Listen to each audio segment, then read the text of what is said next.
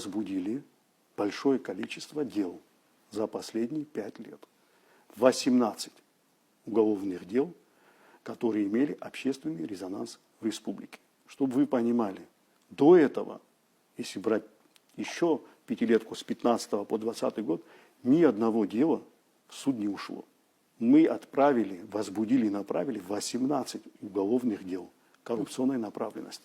Когда говорят, что дела разваливаются в суде, это не так. Это искаженное восприятие того, что происходит, и абсолютно неверная трактовка. Почему? Потому что дела не разваливаются. Ни одно дело вот такого характера еще в суде, ни один человек по этим делам не был оправдан. Вот мы недавно получили приговор, остальные многие дела, 13 дел из 18 направлены в суды.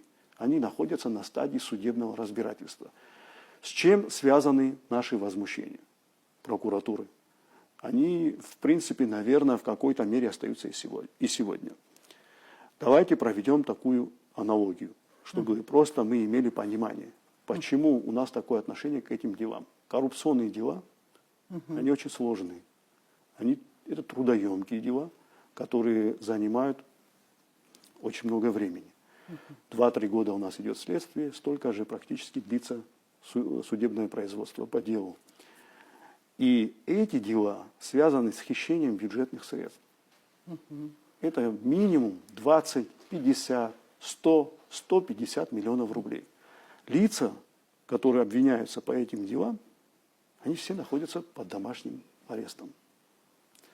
Кто вправе сегодня избирать домашний арест? Может, мы так поставим вопрос? За 5 лет моего нахождения в Генеральной прокуратуре ни один следователь, ни один прокурор сам такую меру пресечения никому не избирал.